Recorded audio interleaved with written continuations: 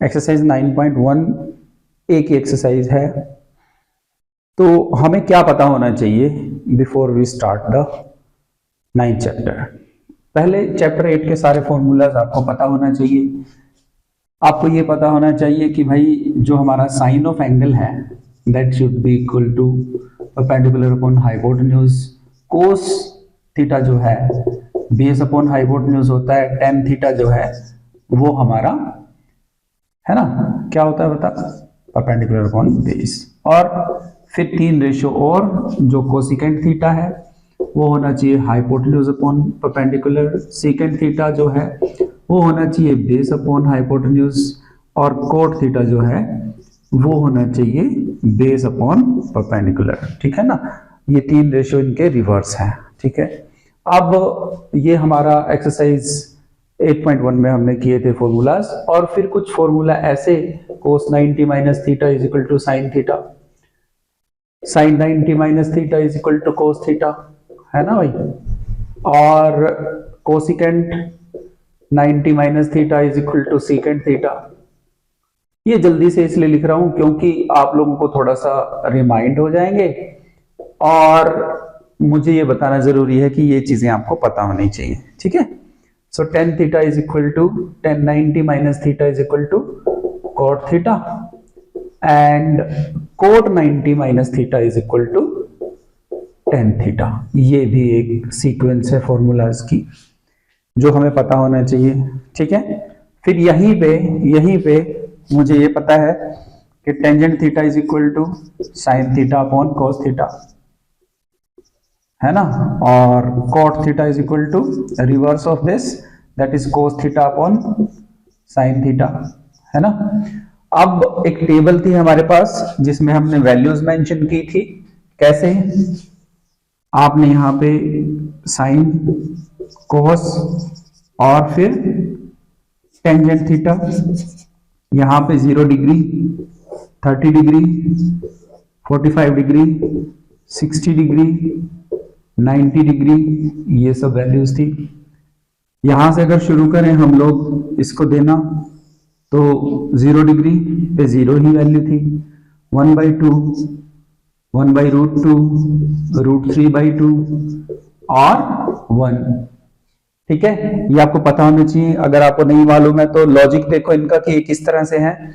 मैंने पिछले वाले इंट्रोडक्शन में 8.1 में बता रखा है कि ये किस तरह से है।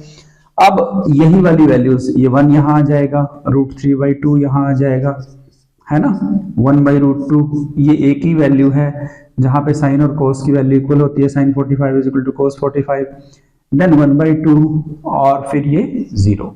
ठीक है, क्योंकि tan theta is equal to sine theta by cos theta, तो यहां पे हम 0, 1/√3, 1√3 और ये नॉट डिफाइंड या फिर इंफिनिटी, आप इसको लिख सकते हैं। ये भी आपको पता होना चाहिए। ठीक है, फिर नेक्स्ट जो है sine square theta plus cos square theta is equal to 1 plus tan square theta is equal to secant square theta, और 1 plus cot square theta should be equal to cosecant square theta. ये हमारे वो formulas हैं, ये list of formula है जो आपको पता होना चाहिए, है ना। वैसे तो हमारा एक बहुत अच्छा सा फॉर्मूला और भी था जो यहाँ पे आया था, a³ minus b³ is equal to a minus b into a² plus b² plus ab, ये भी आया था बीच में एक, है ना। ये क्यों पता होना चाहिए आपको? ये पता होना इसीलिए जरूरी है क्योंकि आपको एक स्टेटमेंट वाइज क्वेश्चन मिलेंगे इस चैप्टर में, 9th चैप्टर में, और जब स्टेटमेंट वाइज क्वेश्चन मिलेंगे तो उन क्वेश्चंस के बीच में आपको ये भी देखना होगा कि पहले स्टेटमेंट को सॉल्व करो, उसके रिलेटेड एक फिगर बनाओ, फिगर बनाने के बाद फिर जो रह जाएगा वो चैप्टर 8 है, इसीलिए चैप्टर 8 आना बहुत जरूरी है। ठीक है जी, तो देखो यार इस चैप्टर में हम लोगों को और दो तीन चीजें हैं जो समझनी बहुत जरूरी हैं, उन पे हम बात करते हैं। पहला है एंगल ऑफ एलिवेशन, दूसरा है एंगल ऑफ डिप्रेशन, तीसरा है line of site. Line of site पे ही पहले बात करते हैं, क्या होता है लाइन ऑफ साइट। अगर मैं ये कहूं कि यहां खड़ा होके मैं देख रहा हूं इस मार्कर की तरफ, मार्कर की टिप की तरफ, ठीक है, तो मेरी आंख देख रही है, ये यहां से स्टार्ट करती है इसे देखना और ये इस टिप को ऐसे देखती है।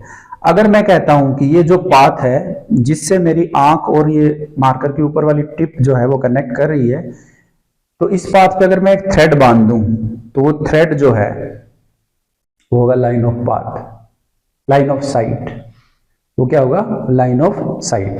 अगर ये मार्कर की टिप ऊपर वाली और ये मेरी यहां पे आई, तो अगर मैं इसको यहां से यहां देख रहा हूं तो ये लाइन, ये जो पाथ है, इसको हम क्या बोलेंगे?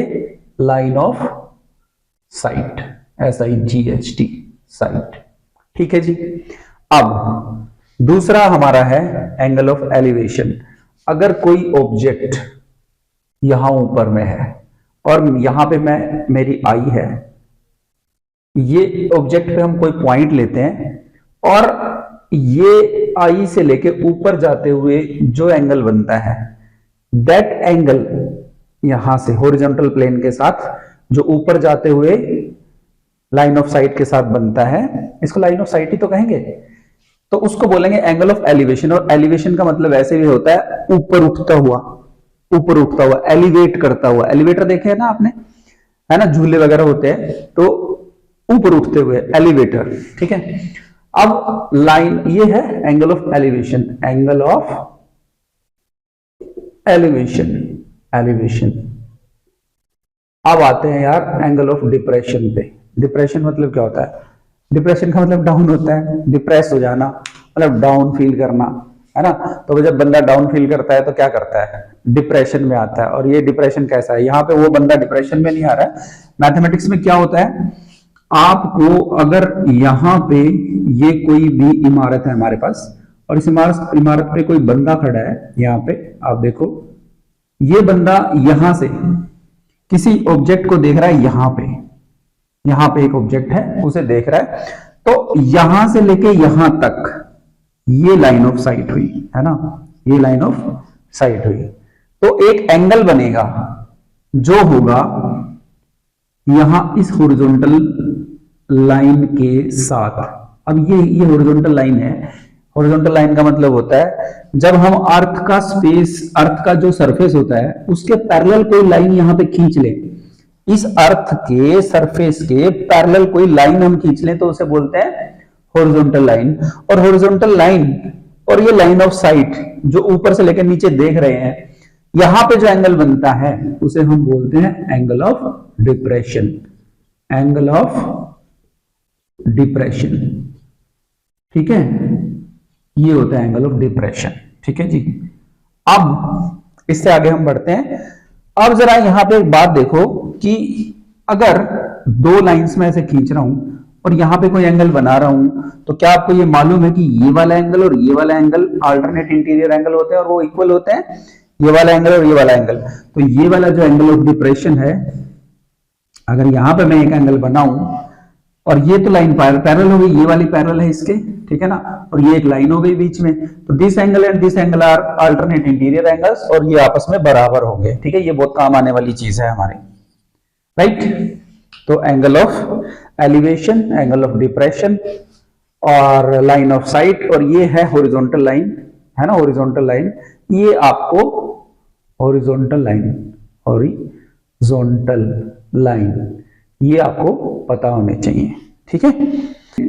ट्रिग्नोमेट्री की जो एप्लीकेशंस हैं वो बहुत वास्ट है और रिसर्च स्कॉलर्स जो भी होते हैं, जो PhD कर रहे लोग होते हैं किसी भी फील्ड में, उनमें से जो मैथमेटिक्स वाले लोग हैं उनके लिए ट्रिग्नोमेट्री एक बहुत अच्छा रिसर्च का टॉपिक है, क्योंकि ट्रिग्नोमेट्री की जो एप्लीकेशन है वो बहुत ज़्यादा वास्ट है, बहुत ज़्यादा लंबे चौड़े तरीके से इसको यूज किया जाता है। अब हम बात करते हैं थियोडोलाइट क्या है। ये जो हमने लिखा था थियोडोलाइट क्या है, एक्चुअली पुराने टाइम में जब हम लोगों को वर्ल्ड की सबसे ऊंची पर्वत की चोटी, माउंटेन पीक का पता करना था कि ये कितनी हाइट पे है, तो हमने एक इंस्ट्रूमेंट लिया था, है ना। वो इंस्ट्रूमेंट था कुछ ऐसा, वो इंस्ट्रूमेंट हमने यूज किया था मेजर करने के लिए, अलग अलग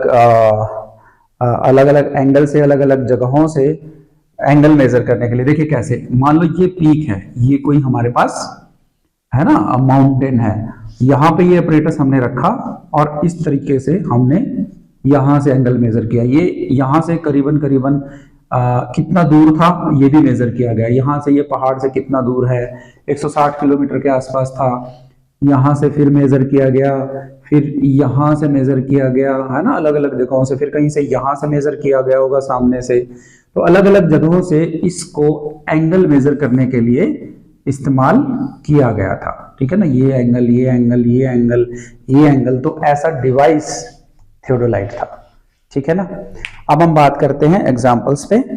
98 पे एग्जांपल 1 है, a tower stands vertically on the ground from, एक टावर है that stands vertically on the ground, ऐसे कुछ, and then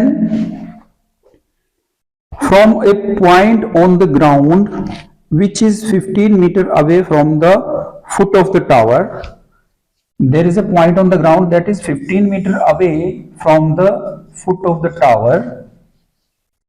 The angle of elevation of the top of the tower is found to be 60 degree. So angle of elevation from the top of the tower is found to be, elevation angle is 60 degree. It is given.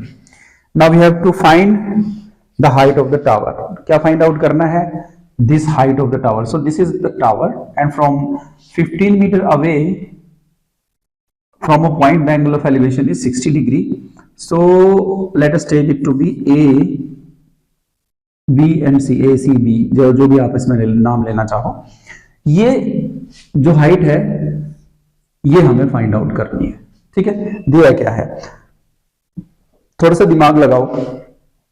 क्या हमें base दिया गया है? हाँ दिया गया है। Height find out करनी है? हाँ जी। ये परपेंडिकुलर है, ये बेस है। ऐसी कोई ट्रिग्नोमेट्रिकल रेशियो जानते हो जो जिसमें परपेंडिकुलर भी हो और बेस भी हो? जानते हैं ना, tangent theta. Tangent theta is equal to perpendicular upon base. तो लिख लो tangent theta is equal to perpendicular BC upon base AB। ठीक है ना। गिवन क्या है पार्ट? गिवन है AB is equal to 15 metre, और क्या दिया है?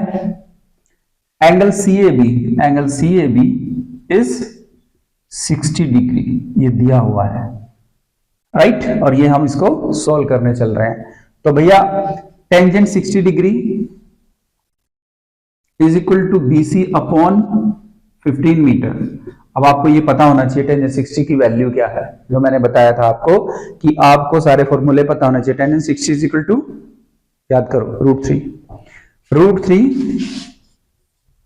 Is equal to BC upon 15, and this implies BC is equal to 15√3। ये हो गया भैया हमारा answer.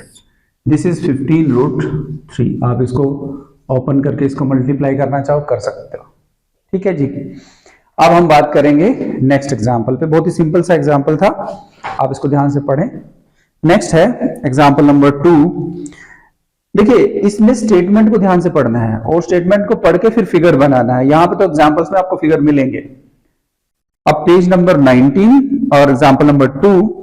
An electrician has to repair an electrical fault on a pole of height 5 meter. There is a pole whose height is 5 meter. This is the pole and its height is 5 meter. She needs to reach the point 1.3 meter below the top of the pole. So she need to reach at a height that is 1.3 meter below it. 3 meter below it. So this is the point where she have to diagnose the fault. है ना, top of the pole to undertake the repair work. What should be the length of the ladder she should use, which when inclined at 60 degree to horizontal would enable her to reach at the required position. उसने पूछा है कि length क्या होनी चाहिए ladder की, ताकि वो वहां पहुंच जाए जो कि ग्राउंड के साथ 60 डिग्री का एंगल बनाए। तो ये लैडर हमारे को असल में चाहिए, ये लैडर हमें चाहिए कुछ ऐसे। और लड़की को जाना है यहां पे, देखो लड़की जा रही है ना। मेरी जरा ड्राइंग पे ध्यान कम देना, बहुत अच्छी ड्राइंग है। सो यहां पे इस लड़की को पहुंचना है 60 डिग्री का एंगल यहां पे बनाते हुए, मुझे ये फाइंड आउट करना है, ठीक है। Also how far from the foot of the pole should she place the foot of the ladder, यहां से कितनी दूर फुट ऑफ द पोल से लैडर रखनी चाहिए, ये भी हमें फाइंड आउट करना है। तो चलिए जल्दी से हम लोग क्या करते हैं, ये हमारा ए है, ये पॉइंट बी है, ये पॉइंट सी है और ये पॉइंट डी है। असल में हमारी जो ट्रायंगल बन रही है वो बन रही है, ये 90 डिग्री पे ही होगा। हमारी जो ट्रायंगल बन रही है वो बन रही है D B C. Find out क्या क्या करना है, गिवन क्या है, गिवन है A B is equal to 5 meter. अब ट्रायंगल में जो बन रहा है वो बी डी बन रहा है, तो बी डी क्या है, B D is equal to A B minus A D, और ए बी कितना है 5 मीटर, और ए डी ये पोर्शन क्योंकि इससे 1.3 मीटर उसे नीचे लगाना है ये सी डी, तो कितना बना 3.7 मीटर, ठीक है ना। 5 माइनस 1.3 मीटर ये हमें कहीं ना कहीं दिया हुआ है। और फाइंड आउट क्या करना है, देखिए गिवन जरूर लिखें, टू फाइंड जरूर लिखें, एग्जामिनेशन में ये क्वेश्चन करने का तरीका होता है। अब टू फाइंड क्या है, length of the ladder, that is C D, C D is to be find out, C D नहीं सी डी। अब बीसी, बीसी मतलब how far it is from the, how far the ladder should be placed from the foot of the pole. अच्छा, ये हमें find out करनी है दो चीजें, ठीक है। अब सॉल्यूशन की तरफ बढ़ते हैं, सॉल्यूशन की तरफ बढ़ते हैं। कैसे, ये जो चीज है ये फाइंड आउट करनी है। देखिए ये तो कुछ नहीं है, यहां पे मैंने ऐसे लिखा होगा, ये चीज हमें फाइंड आउट करनी है। ये हमारी एक्चुअली हाइट जो है ये 3.7 मीटर हो गई है, तो पूरा मैंने लिखा था 3.7 मीटर हो गई। और भी कुछ इसमें दिया हुआ है, हाँ, √3 इज इक्वल टू यूज करना है 1.73, ऐसे यूज करना है ना, ऐसे दिया हुआ है 1.73। सो सॉल्यूशन हम इसका करते हैं कैसे। अब हमें सबसे पहले लैडर देखनी है, क्या कोई ऐसा हम लोग ट्रिग्नोमेट्रिकल रेशो जानते हैं जो हाइपोटेन्यूज को और परपेंडिकुलर को इंक्लूड करे। हाँ जी, साइन थीटा, बहुत बढ़िया। साइन ऑफ एंगल, एंगल कितना दिया है 60 डिग्री दिया है, तो हम सीधा लिख लें यहाँ पे sine of 60 degree is equal to perpendicular upon hypotenuse. Perpendicular is B D and hypotenuse is D C. Now B D is given is, हमने फाइंड आउट किया ना, ये वाला 3.7 डिवाइडेड बाई डी सी, तो फाइंड आउट ही करना है यार D C. तो अब साइन 60 की वैल्यू हमें पता होनी चाहिए, कितनी होती है, √3/2, ये पता होना चाहिए भाई। देखो अगर ये पता नहीं है क्वेश्चन नहीं होएगा। उसके बाद is 3.7 divided by D C. आप क्रॉस मल्टीप्लाई कर लो यार, इसको डिवाइड बाई 2, ढंग से लिखना है ढंग से लिख लो, इसको इससे मल्टीप्लाई करो। Now D C √3 D C is equal to, इसको मल्टीप्लाई करो, 2 7 जा 14, 2 3 जा 6 and 7. Now this will be DC will be equal to 7.4 divided by 1.73. ये √3 यहां नीचे आ गया और ये आ गया कुछ हमारा कैलकुलेट होके, है ना, समथिंग। देखिए अब इसको मैं कैलकुलेट नहीं करने जा रहा, ये आप कैलकुलेट करेंगे। This will be 4.28 something, 4.28 meters. चलो ये इतना पार्ट हो गया, तो कौन सा मिल गया हमें, ये वाली लेंथ ऑफ द लैडर कितनी बन गई 4.28 मीटर, इतनी बन गई यार लेंथ ऑफ द लैडर। अब हमें ये भी पता है और ये भी पता है, निकालना क्या है ये वाली चीज। क्या हम ऐसा कुछ जानते हैं जो परपेंडिकुलर को और बेस को इंक्लूड करें, हाँ जानते हैं ना क्या, टेंजेंट थीटा। तो tangent 60 degree at this place will be equal to perpendicular that is 3.7, मैं यहां डायरेक्ट लिख रहा हूं, अपॉन बेस जो हमें फाइंड आउट करना है BC। Tangent 60 degree is √3, okay, and that is equal to 3.7 divided by BC। Now BC is equal to 3.7 divided by BC, ठीक है जी।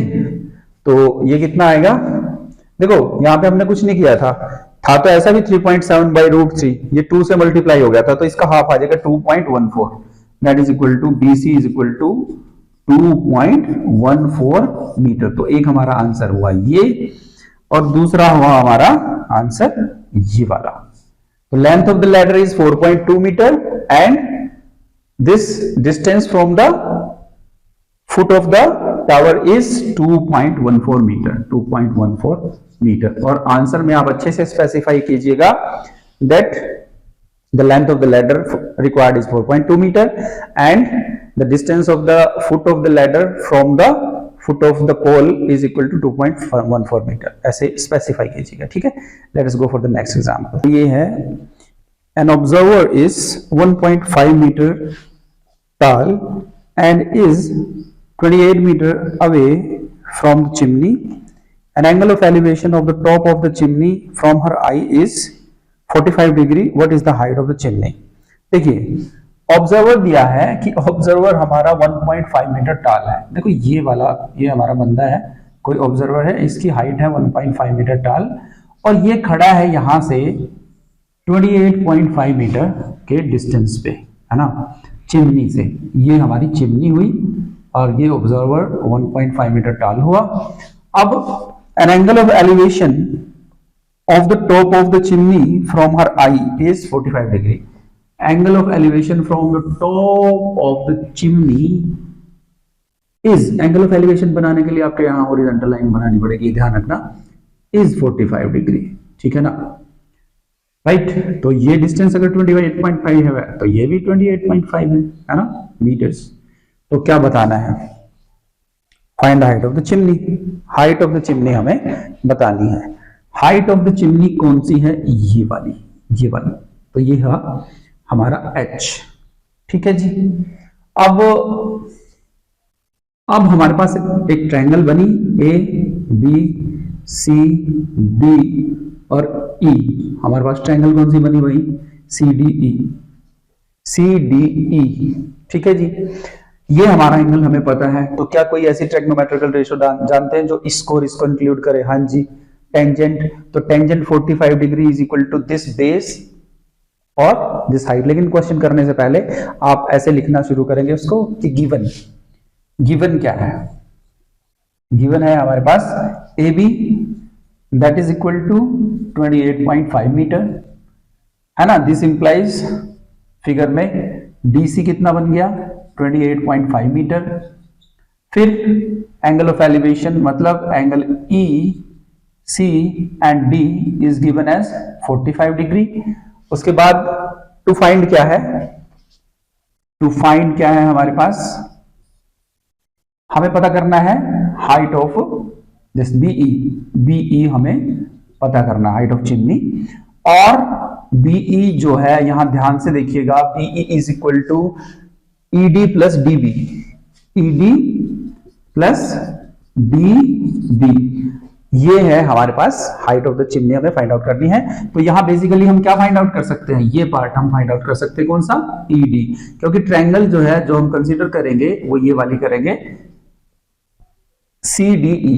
इन triangle CDE tangent 45 degree, tangent 45 degree क्योंकि ये वाला angle है, is equal to perpendicular upon base, मतलब ED upon this base. और base की तो हमें पता है लेंथ कितनी है, 28.5, हाँ जी। अब टेंजेंट 45 डिग्री कितना होता है, 1, और 1 is equal to ED divided by 28.5। इसका मतलब क्या हुआ, क्रॉस मल्टीप्लाई कर लो, ED is equal to 28.5 meters. तो ईडी कितना आया 28.5 मीटर। एक चीज यार हमेशा ध्यान रखना, जब ये टेंजेंट 45 डिग्री हो तो ये इसके ही बराबर होता है, ये ध्यान रखना, ये इसके ही बराबर होता है। वैसे आपको 10th क्लास में वो फाइंड आउट करना पड़ेगा क्यों बराबर होता है, क्योंकि टेंजेंट 45 का मतलब होता है 1 and 1 is equal to this upon this, तो ये बराबर ही होता है, ठीक है ना। यहां पे भी आपने देख ही लिया है। अब हमें क्या फाइंड आउट करना है, असल में हमें फाइंड आउट करना है ये पूरी लेंथ h। तो h किसके बराबर है, ये प्लस ये, ठीक है ना। ये 1.5 है हाइट ऑफ ऑब्जर्वर और ये 28.5 हमने निकाल लिया। सो ये वाली जो इक्वेशन है इसमें हम इसको रख देंगे क्या, BE is equal to ED 28.5 plus DB 1.5, तो कितना हुआ, इट विल बी 30 मीटर्स, ठीक है। तो height of the chimney is 30 meters. Done. Let's do the next example. Next example आप पढ़िए जरा ध्यान से। एग्जांपल्स कोई भी है इस चैप्टर में, हमें स्टेटमेंट बहुत ध्यान से पढ़नी पड़ेगी, ठीक है। स्टेटमेंट पढ़ के आगे बढ़े। From a point P on the ground the angle of elevation of the top of 10 meter tall building is 30 degree. कोई भी पॉइंट है P ग्राउंड पे, यहां पे मैं ले लेता हूं एग्जांपल 4, और from a point P on the ground the angle of elevation on the top of A building, है ना, is 30 degree. 30 degree, this is 30 degree, ठीक है ना। एंड और क्या दिया है भाई, 10 मीटर दिया है बिल्डिंग का हाइट, ये 10 मीटर है भाई, ध्यान रखना। A flag is hosted at the top of the building and angle of elevation of top of flag staff from P is 45 degree. अब यहां पे एक फ्लैग बनाया गया है इस तरीके से, इस बिल्डिंग के ऊपर। अभी हमने करा था ना फ्लैग होस्टिंग 15 अगस्त पे, यहां पे एक फ्लैग बनाया गया है और फ्लैग के टॉप से एंगल ऑफ एलिवेशन फिर से लिया गया है, and this angle of elevation here is 45 degree. 45 degree, ठीक है।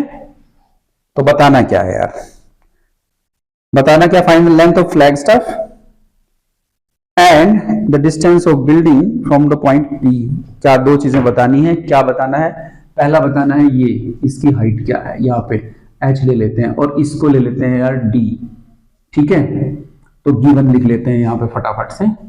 गिवन क्या है, गिवन में मैं इसको अगर इसका नामकरण कर दूं A B C और D, है ना, वो D कैपिटल है, ये 90 डिग्री क्योंकि ये स्ट्रेट होगी बिल्डिंग। नाउ गिवन क्या है, BC is equal to 10 meter, ठीक है। और क्या है, angle of elevation, angle CAB is 30 degree, angle DAB is 45 degree. To find क्या है यार, टू फाइंड क्या है, हमें क्या फाइंड आउट करना है, दिस AB, है ना। और क्या फाइंड आउट करना है, नंबर 1 AB, और दूसरा क्या फाइंड आउट करना है, DC। DC कह लें या H, DC भी हमें फाइंड आउट करना है, ठीक है। तो इसको जरा ध्यान से देखें, पहले स्टेटमेंट अच्छे से पढ़ें, फिर फिगर बनाएं, फिर ये चीजें लिखें। गिवन, टू फाइंड, इनके मार्क्स होते हैं एग्जाम में, ठीक है। And then solution. सॉल्यूशन अब करते हैं। ये हमारे पास एक ट्रायंगल है, आपको दिखाई दे रही है BCA या ABC। इसमें हमें ये हाइट दे रखी है, ये बेस पूछ रखा है, तो हम क्या कर सकते हैं, perpendicular upon base tangent theta जानते हैं सदा से ही।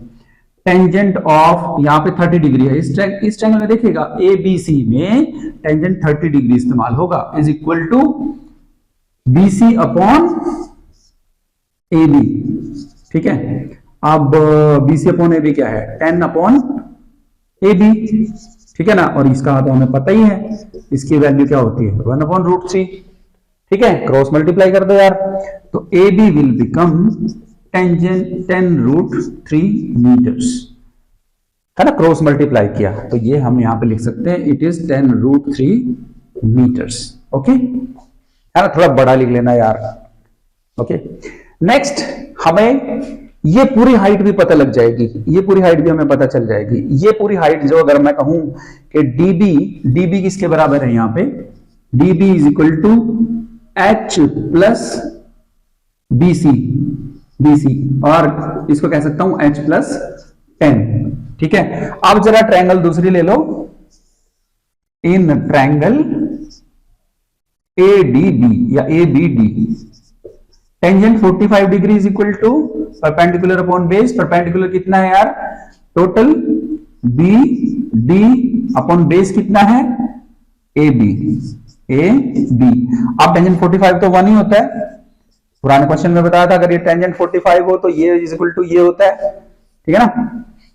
और बी डी कितना है, ये रहा h प्लस 10 या 10 plus H divided by A B कितना है, ए बी अभी फाइंड आउट किया ना, क्या 10√3 बस क्रॉस मल्टीप्लाई कर लो, हो गया क्वेश्चन अपना। कैसे, इसको हम लिख लेंगे 10√3 is equal to 10 plus H और ये कितना आ जाएगा, h is equal to 10√3 minus 10 और 10 इंटू √3 माइनस 1, ये आ जाएगा हमारा आंसर। तो ये कितना आया भाई, ये आया 10 इंटू √3 माइनस 1। और इसको क्या है, इसको सोल्व भी कर सकते हैं ना, 10 into √3 minus 1.73 minus 1 is equal to 0.73 और 10 से मल्टीप्लाई करो, 0.73 को कितना होगा 7.3, ये आ जाएगा 7.3 meters. The shadow of a tower standing on the level ground is found to be 40 meter longer when sun's altitude is 30 degree than when it is 60 degree. मतलब क्या है यार कि shadow of a tower standing on the level ground is found to be 40 meter longer, है ना। ये एक tower है यार और इसकी शेडो है यहां पे, ये वाली, और ये 40 मीटर लॉन्गर पाई गई कब,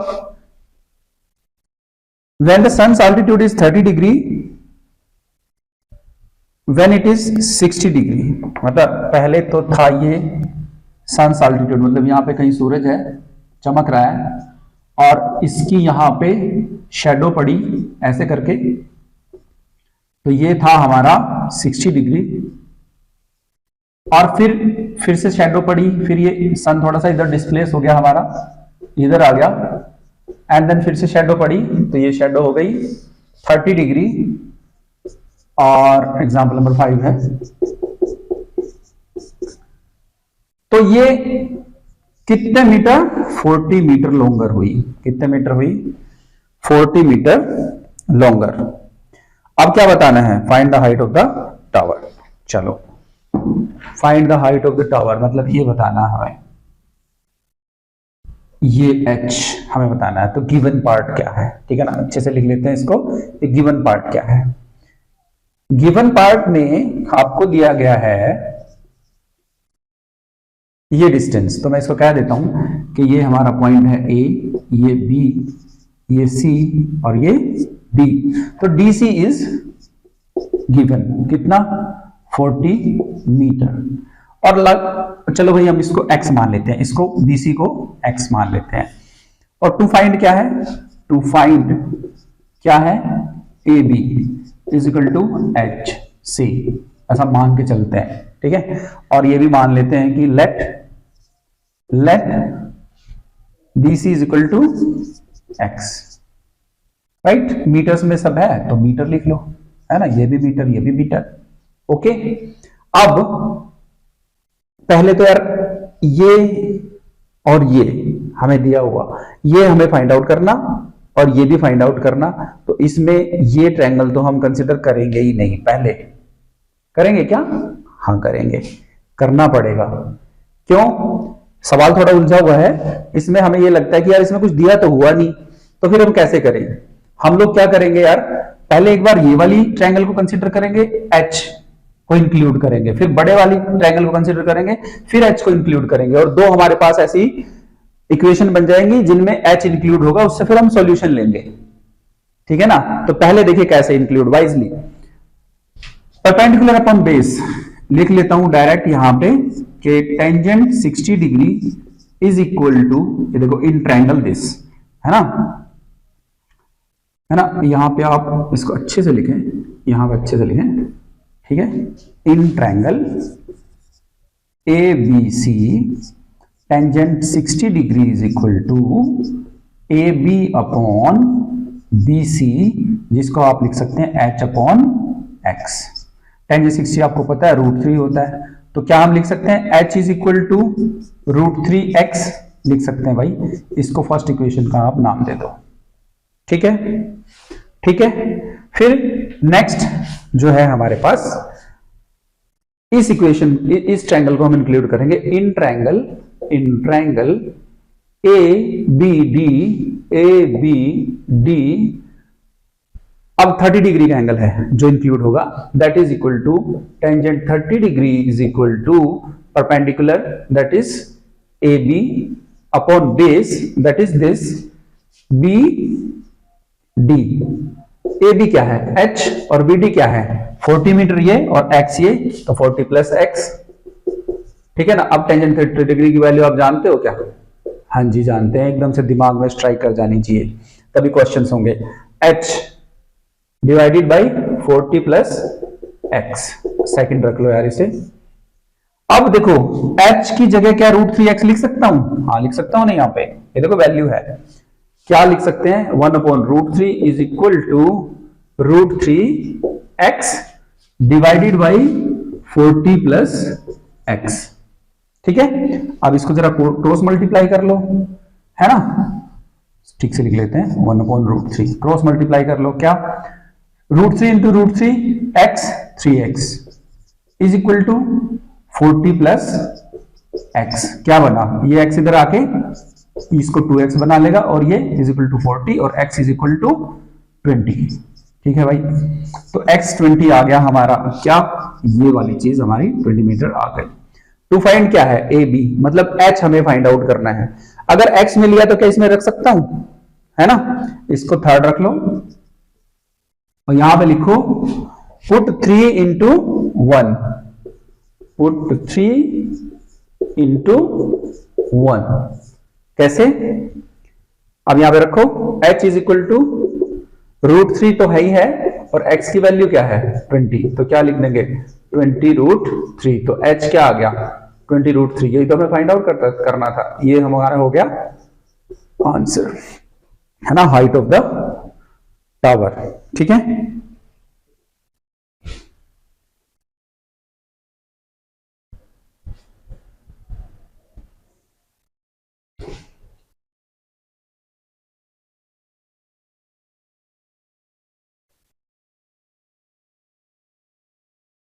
चलो यार एग्जाम्पल 6 देख लेते हैं। एग्जाम्पल नंबर 6,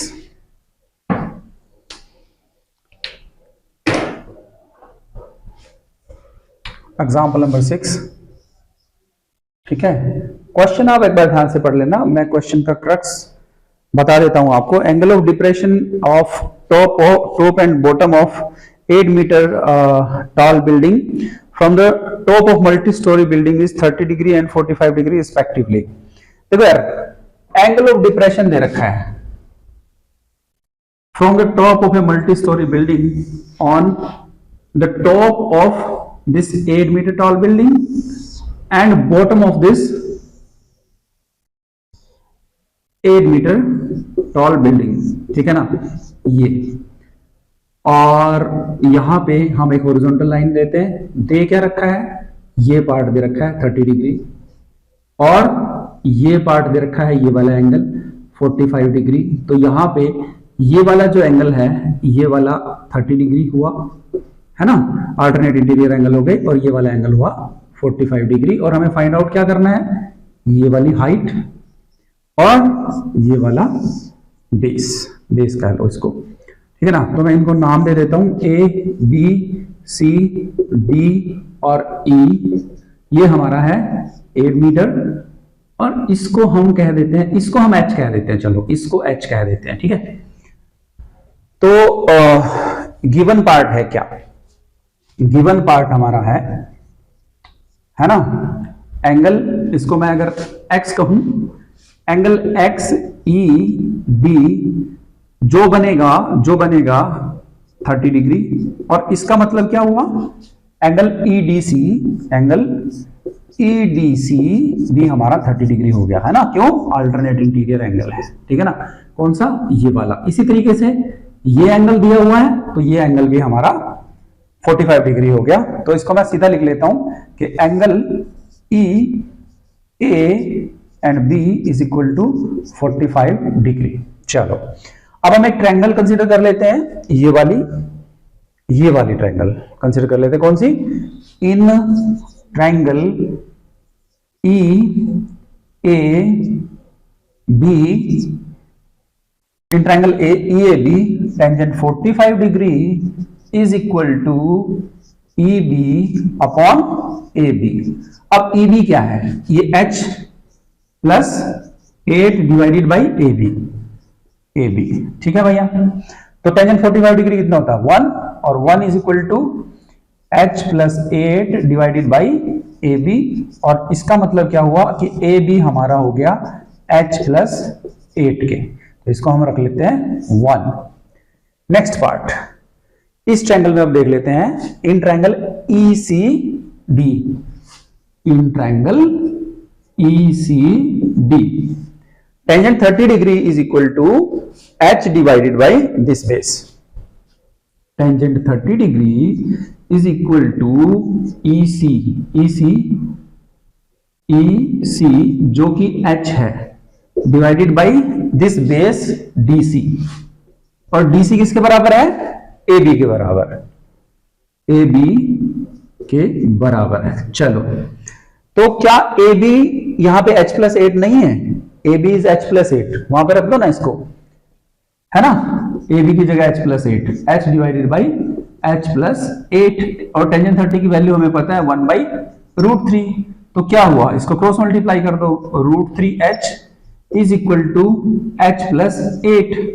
अब जरा h को इधर ले आओ, √3h minus h is equal to 8, है ना, h into √3 minus 1 is equal to 8, और h is equal to 8 divided by √3 minus 1। इसको यार रेशनलाइज कर लो, है ना, रेशनलाइज कर लो, कैसे, √3 प्लस 1 से ही मल्टीप्लाई कर लो, √3 माइनस प्लस 1 से ही डिवाइड कर लो। क्यों किया रेशनलाइज, क्योंकि ये जो है a minus B into A plus B हो जाएगा, a square minus B square, तो ये आ जाएगा 8 इंटू √3 प्लस 1, ये ना इससे मल्टीप्लाई हो गया, एंड डिवाइडेड बाई क्या होगा, ये हमारा हो गया 3 माइनस 1 दैट इज 2, है ना, तो 8, अब देखो ना 2 4 जा कैंसिल हो जाएगा ना ये, तो मैं लिख दूंगा इसको 4√3 प्लस 4, देखो ना ये से कैंसिल हुआ, 4√3 प्लस 4, तो ये क्या आ गया, h आ गया हमारा, ये आ गया 4√3 प्लस 4, ये हमारा आ गया h। अब ये पता है हमें 8 ये भी है, तो टोटल निकाल लें, EB कितना बना, EB is equal to h plus this BC, h plus BC, तो कितना हुआ ये h, 4√3 प्लस 4, और BC तो कितना है 8 है, तो कितना बना टोटल, ये टोटल हमारे पास बन गया, यहां पे बना लेते हैं, ये वाला पार्ट कितना बना, EB कितना बना, 4 और 8 12, EB is equal to 12 plus 4√3, जो कि है 4 कॉमन ले लो, 3 प्लस √3, ये आ जाएगा यार, है ना, EB। और आपको क्या ये मालूम है कि अगर हम यहां पे ये देखें कि ये जो EB है क्या ये इसके बराबर नहीं है, क्यों, क्योंकि अगर यहां पे ये वाली जो इक्वेशन है, ये वाली इक्वेशन, इसको जरा यहां पे ले आओ और यहां पे कहो कि टेंजेंट 45 का मतलब 1 is equal to EB divided by AB और AB is equal to EB, है ना। इसको भी रख लो कि ये स्टार है, इसका नाम, और इसका नाम रख लो डबल स्टार है। From star and double star, star and double star, क्या EB is equal to AB, EB is equal to AB is equal to 4 into 3 plus root 3, है ना। आप इसको लिख सकते हो 12 प्लस 4 रूट 3, या ये भी लिख सकते हो, ठीक है। So this is our example number 6, ठीक है। तो ये ध्यान रखना, एंगल ऑफ डिप्रेशन दिया है। एंगल ऑफ डिप्रेशन का मतलब एंगल ऑफ एलिवेशन कैसे बनाना है वो आपको पता होना चाहिए। फिर यहाँ पे टेंजेंट 45 डिग्री से हमने ये निकाल लिया कि ये इज इक्वल टू, ये पुराने एग्जांपल्स में भी है ये तो, है ना। ये H पार्ट आप यहाँ पे इस्तेमाल करके इस H को फाइंड आउट कर लो, बाकी तो सारा सिंपल मैथमेटिक्स कैलकुलेशंस है, ठीक है। ध्यान से देखिएगा, बढ़िया सवाल था और आपको ये क्वेश्चन आना चाहिए। डन, नेक्स्ट पे चलते हैं। और एग्जाम्पल नंबर 7 क्या दिया गया है, बहुत ही इंटरेस्टिंग सा क्वेश्चन है। एग्जाम्पल 7 में जो दिया गया है, from a point on the bridge across the river, the angle of depression of the banks on opposite sides of the river are 30 degree and 45 degree respectively. If bridge is at height 3 meter from the banks, है ना, तो find the width of the river। ध्यान से पढ़िएगा इस question को, then आप figure खुद से बनाने की कोशिश कीजिएगा। देखिए हमारे पास एक इधर मान लो एक ये रिवर है, इसके ऊपर ये ब्रिज है और ब्रिज कुछ ऐसे बनाया गया है, and from any point on the bridge the angle of elevation, angle of elevation या डिप्रेशन, एंगल ऑफ डिप्रेशन तो मतलब ये वाला angle, we are talking about this angle 30 degree, है ना। यहां पे ध्यान से देख लीजिएगा, इज 30 डिग्री एंड 45 डिग्री, तो एक तरफ ये 30 डिग्री है, दूसरी तरफ ये 45 डिग्री है, ठीक है ना। ये कोई पॉइंट है और यहां से ये एंगल 30 डिग्री है और ये एंगल 45 डिग्री है, ऐसे बनाया गया है। और ये दी गई है हाइट फ्रॉम द बैंक्स। अब ये है, ये इसके नदी के किनारे हैं दोनों, और इससे हाइट कितनी है 3 मीटर, तो ये हो गया हमारा 3 मीटर हाइट। तो अगर ये यहां से 3 मीटर है, तो अगर मैं यहां से डायरेक्टली एक परपेंडिकुलर लाइन इस पे डालूं तो ये भी तो 3 मीटर है, ठीक है ना। ओके, अगर आप देखो ये वाला एंगल अगर ये 30 डिग्री है तो ये वाला एंगल भी 30 डिग्री है, और इधर वाला भी एंगल 30 डिग्री है, यस नो, ओ सॉरी 45 डिग्री है, ये वाला 45 डिग्री है। अगर ऐसा है तो we have to tell the width of the river, ये हमें बताना है। तो बहुत ही आसान है यार, पहले ये फाइंड आउट कर लो इस ट्रायंगल से, तो मैं कहूं इसका नाम A B C और D, और फिर ये, तो हम ये कह सकते हैं कि BC हमें फाइंड आउट करना है। To find is BC, and BC is equal to क्या, BD प्लस DC। पहले BD फाइंड आउट कर लेते हैं, कोई ऐसा ट्रिग्नोमेट्रिकल रेशियो जो इसको और इसको कवर करता हो, हाँ है ना। In triangle ABD tangent 30 degree is equal to AD divided by BD, और AD क्या है 3 मीटर और BD क्या है, तो फाइंड आउट ही करना है, ठीक है। Tangent 30 is 1/√3 is equal to 3/BD, और इसको लिख लेंगे BD जो हमारा है 3√3। तो ये जो पार्ट है दिस इज 3√3 मीटर। ओके, ये हमने इतना पार्ट फाइंड आउट कर लिया। आगे ये वाला पार्ट फाइंड आउट करना है। इन ट्रायंगल ADC क्या, tangent 45 degree is equal to perpendicular that is AD upon base that is DC। Tangent 45 1, AD 3 metre, DC find out करना है, तो DC is equal to 3 metres हो गया काम, है ना। ये 3 मीटर्स हो गया। बताना क्या है, ये BC बताना है। So BC is equal to 3√3 plus 3 metres, है ना। इसमें से आप चाहो तो ऐसे इसको बाहर ले सकते हो, √3 + 1 कर सकते हो। आप चाहो तो 3 × 1.73 + 1 भी कर सकते हो। आप चाहो तो 3 × 2.73 भी कर सकते हो। चाहो तो 3 × 3 = 9, 3 × 7 = 21, 3 × 2 = 6, 7.19 मीटर भी आप इसको लिख सकते हो। आप यहां भी जोड़ सकते हो, आप इसको ये भी कर सकते हो, ठीक है। तो यार जब भी काम करने लगे पेन कॉपी साथ लेके बैठे, ठीक है। पहले खुद से ट्राई करने की कोशिश करें, अगर आपसे नहीं हो रहा देन आगे बढ़ें और चैनल को सब्सक्राइब करें, ठीक है। शेयर भी करें दोस्तों के साथ। Take care.